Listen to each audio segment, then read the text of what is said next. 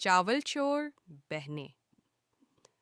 अरब के एक मसरूफ़ बाज़ार में, जहाँ मसालों की खुशबू हवा में तैर रही थी और रंग बिरंगी दुकानें लोगों को अपनी तरफ खींच रही थीं, वहाँ दो बहनें, लैला और ज़हरा, ज़िंदगी के कठिन इम्तहान से गुज़र रही थीं। उनके वालिदैन का साया छिन चुका था और उनका छोटा सा टूटा फूटा घर बाजार की पिछली गलियों में छुपा हुआ था। गुर्बत ने उनकी जिंदगी पर सख्त गिरफ्त जमा रखी थी, लेकिन उनके दिल बड़े थे और दिमाग तेज। लैला बड़ी बहन थी, समझदार और होशियार। ज़हरा छोटी थी, मगर नहायत फुर्तीली और बेहद जरी। दोनों ने बचपन में ही समझ लिया था कि अगर जिंदा रहना है तो अपनी चालाकी से रहना होगा। हर शाम जब बाजार की रौनक मांद पड़ने लगती, वो चुपके से दुकानों के करीब जाती, गलियों में छुपकर चावल की बोरियां देखती। लैला पहरा देती और ज़हरा झट से मुट्ठी भर चावल अपने पुराने दुपट्टे में लपेट लेती। मगर वो चावल सिर्फ अपनी भूख मिटाने के लिए नहीं होते थे, वो उन भूखे बच्चों के लिए थे जो सड़कों पर भूखे सोते थे। लेकिन एक दिन उनकी चालाकी पकड़ी गई। बाजार के सबसे सख्तगीर दुकानदार शेख हमदान ने ज़हरा को चावल चुराते हुए देख लिया।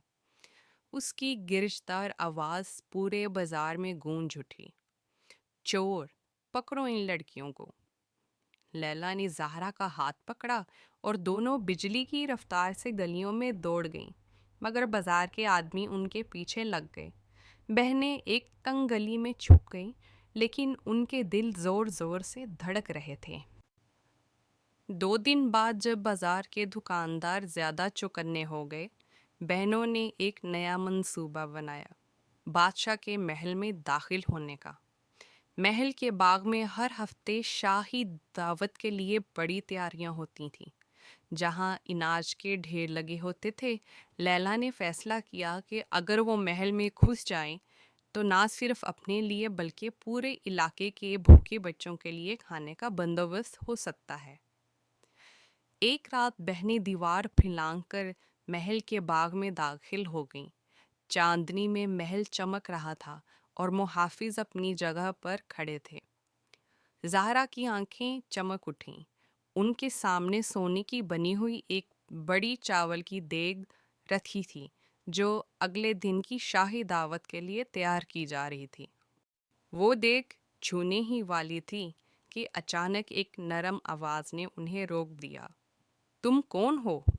आवाज़ बादशाह की सबसे छोटी बेटी शहजादी मरियम की थी, जो हैरत से उनकी तरफ देख रही थी। पहरेदार आए और बहनों को गिरफ्तार करके कैद खाने में डाल दिया। बादशाह को जब खबर मिली तो उसने सख्ती से हुक्म दिया कि सुबह लड़कियों को सख्त सज़ा दी जाए, ताकि कोई और चोरी की हिम्मत ना करे। मगर मरियम शहजादी का दिल नरम पड़ गया। वो जानती थी कि ये बहनें इतनी कसूरवार नहीं जितनी सब समझ रहे थे।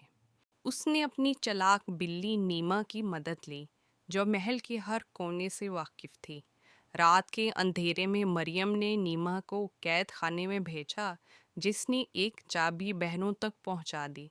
बहनें चुपके से महल से निकलकर जंगल की तरफ भाग गईं। जब बादशाह को पता चला कि लड़कियां भाग गई हैं, तो उसने सिपाहियों को हुक्म दिया कि उन्हें जिंदा पकड़कर वापस लाए। मरियम ने ये सुनकर खुद भी सिपाहियों के साथ जाने की जिद की, ताकि वो बहनों की मदद कर सके। जंगल के दरमियान मरियम ने लैला और ज़हरा को दरख्तों के झुंड में छिपे हुए देख लिया। उसने चालाकी से सिपाहियों को गलत सिमत भेज दिया और बहनों को एक छोटी नदी के पार जाने का रास्ता दिखा दिया।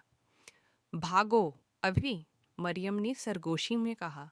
लैला ने मरियम का हाथ थामा, आंखों में आंसू भरकर कहा, तुम हमारी मदद क्यों कर रही हो? मरियम मुस्कुराई, क्योंकि तुमने मुझे सिखाया कि असल शाही अजमत ताश में नहीं, इंसानियत में है। दोनों बहनें एक दूसरे इलाके में पहुंचीं, جہاں انہوں نے ایک چھوٹی سی جھونپڑی میں بچوں کے لیے ایک چھوٹا سا باورچی خانہ بنایا، جہاں ہر رات ان کی چرائی ہوئی چاول کی چھوٹی سی مٹھی کسی نہ کسی کی بھوک مٹا دیتی، اور مریم وہ ہر ہفتے چپکے سے نئی بوریاں بھجواتی بغیر کسی کو بتائے۔ مگر کچھ ہفتوں بعد بہنوں کو پتہ چلا کہ ایک ظالم بادشاہ نے مریم کے والد کو قتل کر کے تخت پر قبضہ کر لیا ہے اور مریم کو قید کر لیا ہے۔ لیلا اور زہرا نے فیصلہ کیا اب ان کی باری تھی شہزادی کو بچانے کی۔ رات کی تاریکی میں بہنیں محل میں داخل ہوئیں۔ انہوں نے چلاکی سے محافظوں کو چکر دیا، دروازوں پر چڑھ کر تہہ خانے تک پہنچ گئیں جہاں مریم کو قید رکھا ہوا تھا۔ نیما کی مدد سے تالا کھولا اور تینوں خاموشی سے محل سے نکلنے لگیں۔ لیکن جیسے ہی وہ باغ میں پہنچیں، ایک سپاہی نے شور مچا دیا۔ بھاگو! لیلا چلائی۔ تینوں نے جنگل میں پناہ لی، مگر بہنوں نے فیصلہ کیا کہ ظلم کا خاتمہ کرنا ہی ہوگا۔ وہ دوبارہ محل میں گئیں اور چالاکی سے بادشاہ کی چاول کی دیگ میں زہر ملا دیا۔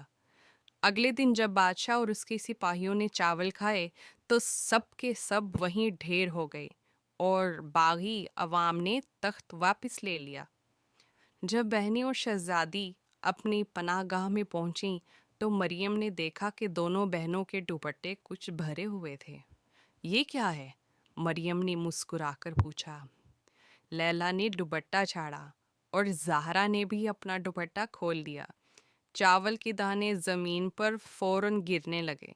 یہ دیکھ کر تینوں بے اختیار ہنسنے لگیں اور ان کی ہنسی پورے جنگل میں گونجنے لگی۔